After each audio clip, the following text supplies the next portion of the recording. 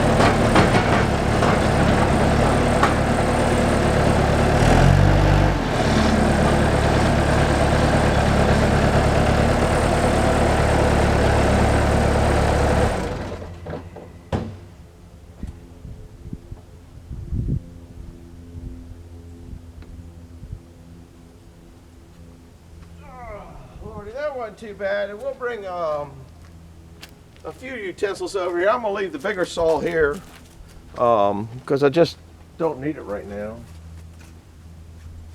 I got my eyeballs I put on. I'm going to get the little saw. I'm going to take the tripod. Boy, we're going to just have all sorts of fun here. You guys ought to get really seasick on this one. Anyhow, a lot of you guys are going to get on me. A lot of the new guys know that I'm not really into safety. Okay, just to put it mildly, safety isn't my name of the game. And it's not that I don't believe in it. I just don't do it. Now, part of that safety thing, you know, I've had people say, well, you're not giving a good example for the youth. Let me tell you.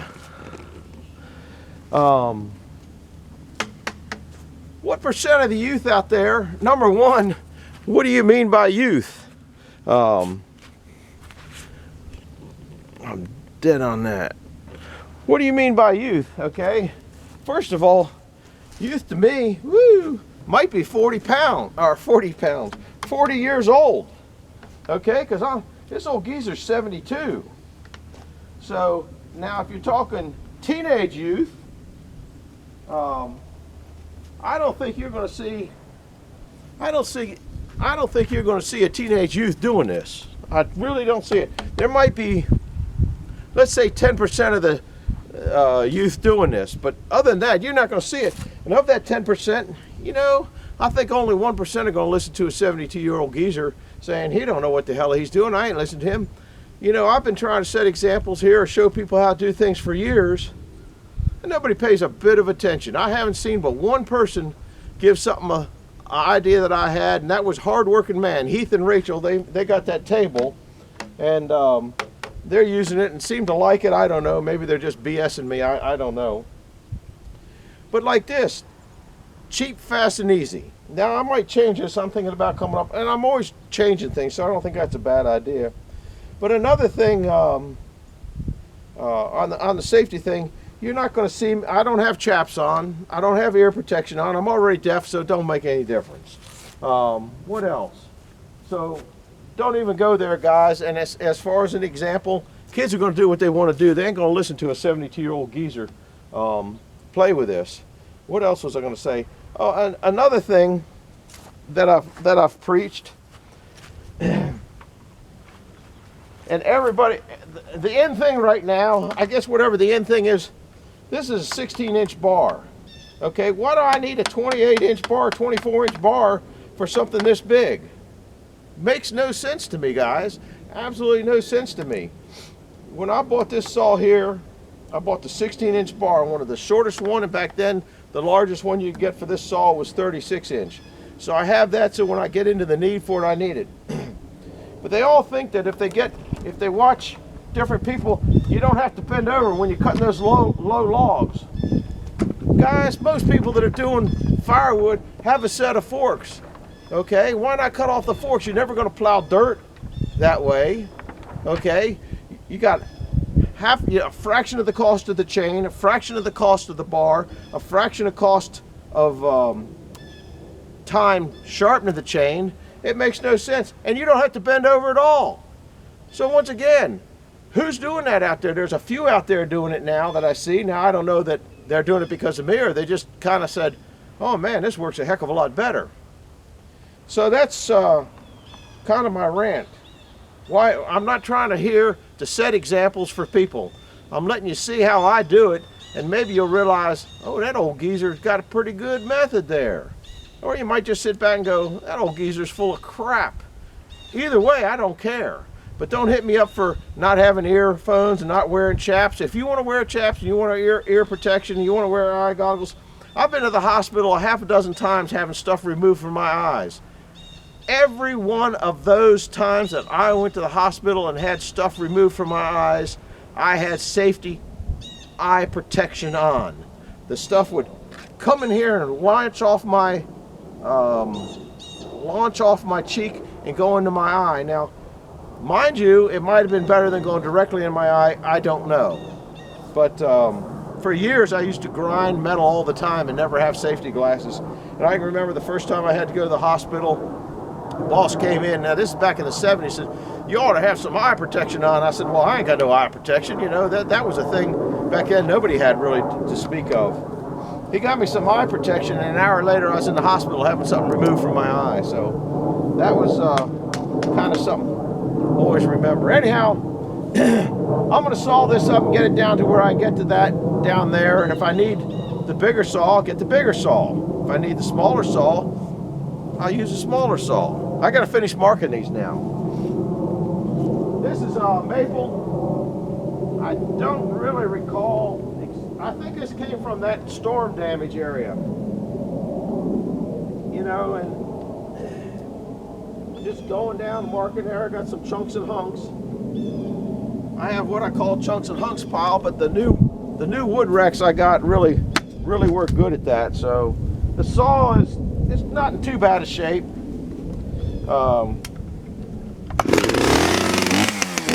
They're in there.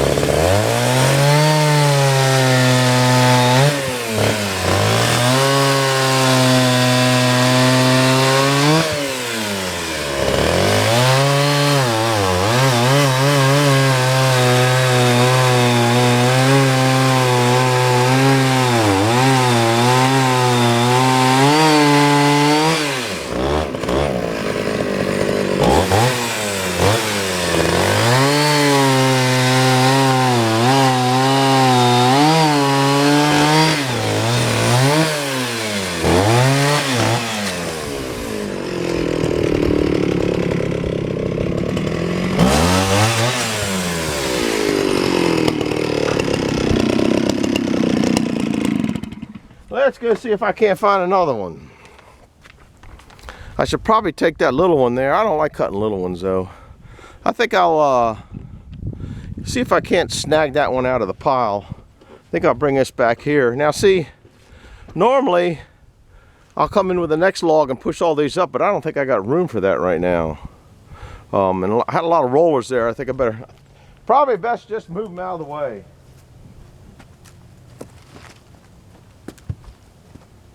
But I do all my sawing here. Here's another thing. I do all my sawing up here and take it down to the wood splitter. Okay, now if you have a set of forks, you probably got a bucket too. I recommend a snow bucket. Oh lordy, that's kind of heavy. Too heavy for the old man. But at that point, okay, if you think about it, if you stack all your wood up behind your wood splitter, it's stacking, then the next row, then the next row, then the next row.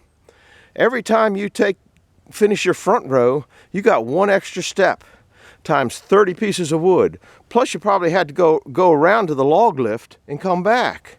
So maybe not the smartest idea. And I've gotten into that in the past, but there's a lot of new people here who don't know how backwards I am. Let me see if I can't snag that one out there. Might be worth my while. Yeah, it's kind of in the way, and it looks like a nice one that's worth cutting up.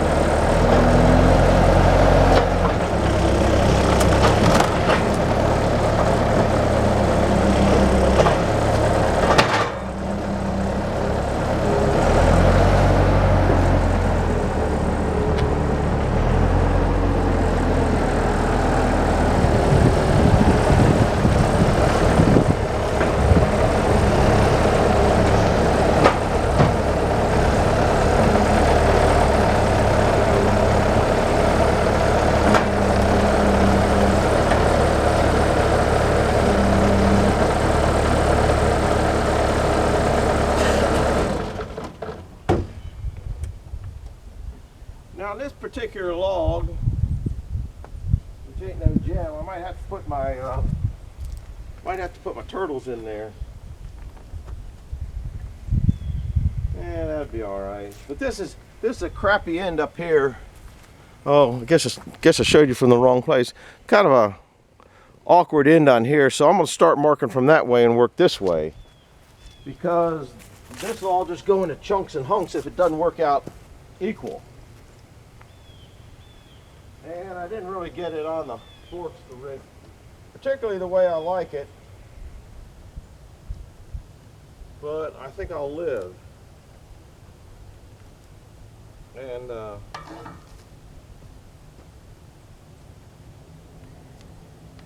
just cutting up a couple logs to show you what's going on and to make a video and do a little rant. A little bit of everything going on this one. See, there's an oddball section there. So that'll just go into what I call my chunks and hunks. And you know, it's just crazy how things go. Anyhow, here we go. We are going to do another few steps forward and backwards and get her cut up. I think I might start with this section right here if it'll saw.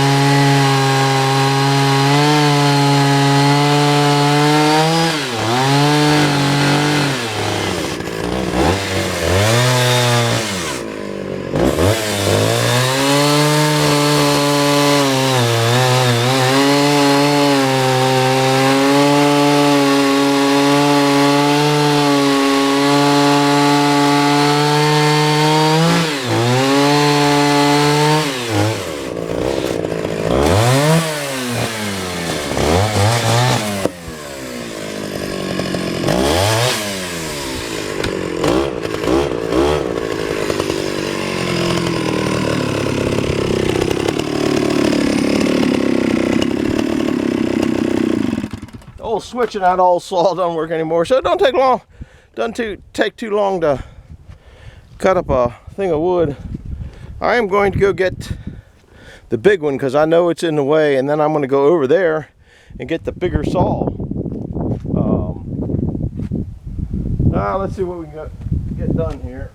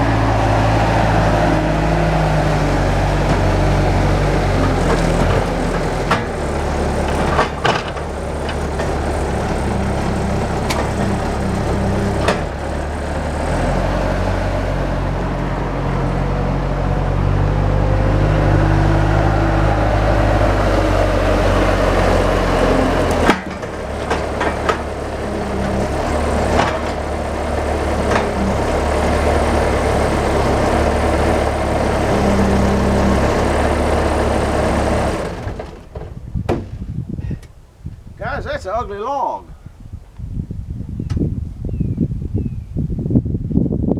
Oh, Lordy.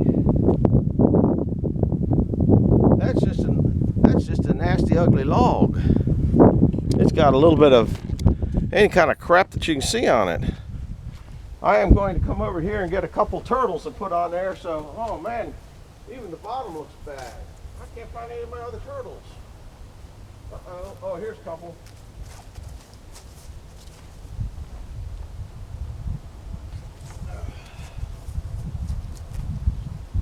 This thing is just nasty looking.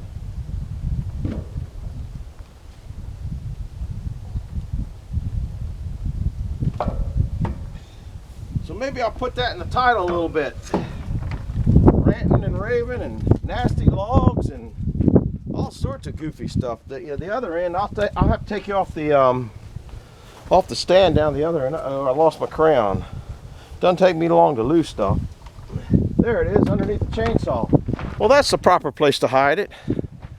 I don't even know where to start on this one. But everybody's got these kind in their yard. Let's see. We got to start by cutting this off here. That's the stump cut.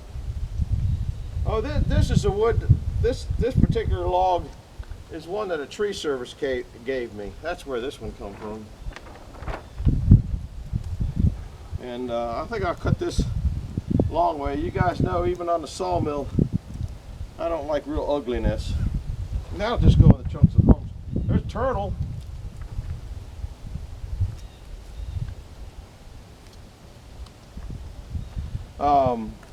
I prefer this method here. There's another method I'm thinking of. You know, they got the magnet ones that go on the chainsaw,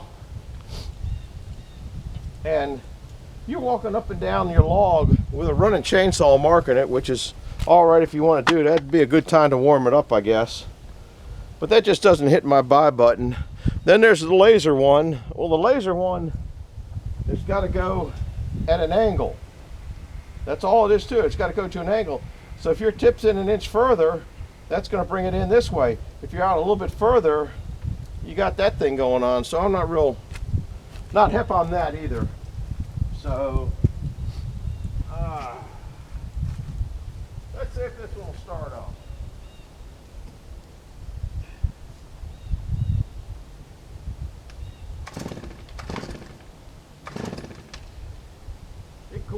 up already.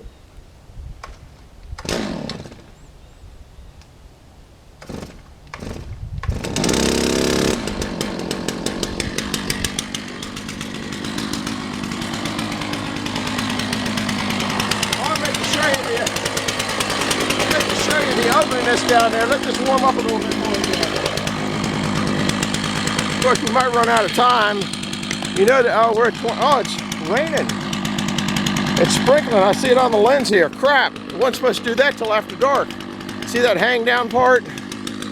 We're going to cut this off here and see how far we get, man.